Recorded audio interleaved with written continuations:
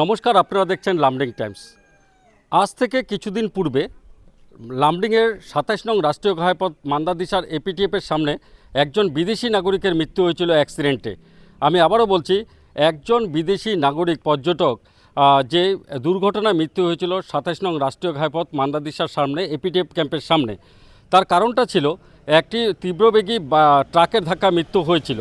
তারপর থেকে ইভেন আসামের চিফ মিনিস্টার বলছিল যে রাষ্ট্রীয় ঘাইপথে যাতে কোনো ধরনের ট্রাক বা বাহন না থাকে। কিন্তু বর্তমান আমি দৃশ্য দেখাবো, এই ২৭ নং রাষ্ট্রীয় ঘাইপথ মান্দাদিশার থেকে লামডিং পর্যন্ত প্রায় দেখা গিয়েছে রাষ্ট্রীয় ঘাইপথের মধ্যে দেখা গিয়েছে প্রায় হাজারের অধিক গাড়ি, বড় বড় ট্রাক, হাজারের অধিক গাড়ি দেখুন আবদ্ধ হয়ে আছে। আজ এই যে ট্রাকগুলো রাষ্ট্রীয় ঘাইপথে রাখা হয়েছে, যে কোনো সময় আবারও দুর্ঘটনা হতে পারে, আবারও মৃত্যু হতে পারে। এই দেখুন আপনি রাষ্ট্রীয় ঘাইপথের যেন ট্রাকের মেলা। আর এই বহিরাজ্য থেকে যারা ট্রাকের ড্রাইভার, এই ড্রাইভাররা আসছে ভারতের বিভিন্ন রাজ্য থেকে।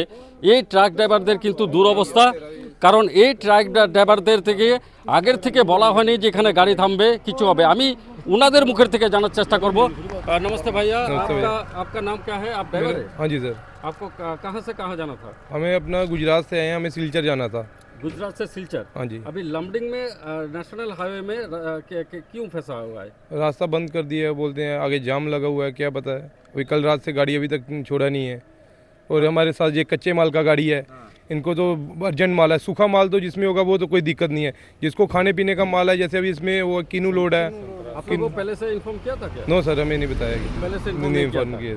आप कहाँ से जा रहे थे? हम पंजाब से अगरतला जा रहे हैं। कच्चा माल लोड है हमारे पास किन्नू, तो अब रास्ते में फंस गए, क्या कर सकते हैं। भाड़ा भी पार्टी नहीं देगी, अपनी जेब से लो। अभी कल रात से आए हुए हैं। कल रात से फंसा हुआ है? जी जी सर। अच्छा, आप कहाँ से है, कहाँ जाना है आपको? हम भी गुजरात से सिलचर जा रहे हैं, तो कल रात के फंसे हुए हैं। पहले से इन्फॉर्मेशन दिया था आप लोग को? पहले से इन्फॉर्मेशन नहीं है, क्योंकि पहले हम जाते थे बाया शिलांग होके, वो रोड भी बंद कर दिया है क्योंकि रोड की बहुत ही हालत ख़राब है। तो बोलते कि इधर से जाओ, इधर से कोई दिक्कत नहीं है।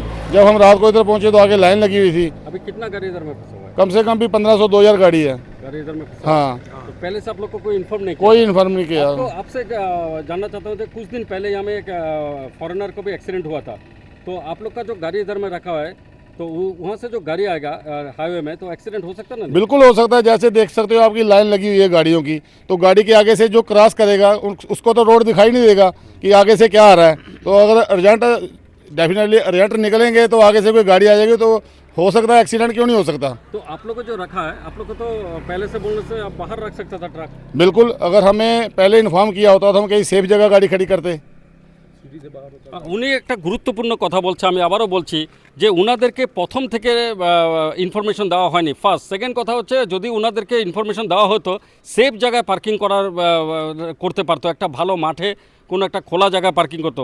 রাষ্ট্রীয় ঘাইপথের মধ্যে এইভাবে ট্রাক যদি থাকে, যে কোনো সময় অ্যাক্সিডেন্ট হতে পারে। আমি এই দৃশ্য দেখানোর জন্য অনুরোধ করবো ক্যামেরা পার্সনকে, যে হাজার হাজার ট্রাক এখানে আবদ্ধ হয়ে আছে, যে কোনো সময় দুর্ঘটনা হতে পারে, যে কোনো সময় আবার মৃত্যু হতে পারে, অ্যাক্সিডেন্ট হতে পারে।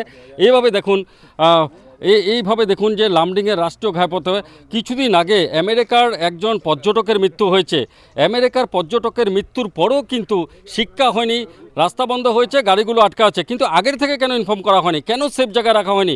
রাষ্ট্রীয় ঘাইপথের মধ্যে এইভাবে যদি গাড়িগুলো রেখে দেয়, লজ্জার ব্যাপার। আমেরিকার একজন মহিলা লামডিংয়ের রাষ্ট্রীয় ঘাইপথে মৃত্যু হয়েছে, তারপরও যখন দেখুন যে কোনো সময় যে গাড়ি যাচ্ছে, দেখুন যে কোনো সময় কিন্তু অ্যাক্সিডেন্ট হতে পারে। এক সাইড দিয়ে গাড়ি যাচ্ছে, যে কোনো সময় অ্যাক্সিডেন্ট হতে পারে, আবার মৃত্যু হতে পারে। তাই এই ভিডিওটা লাইক, কমেন্ট, শেয়ার করবেন, সকলের কাছে পৌঁছে দেবেন। ধন্যবাদ।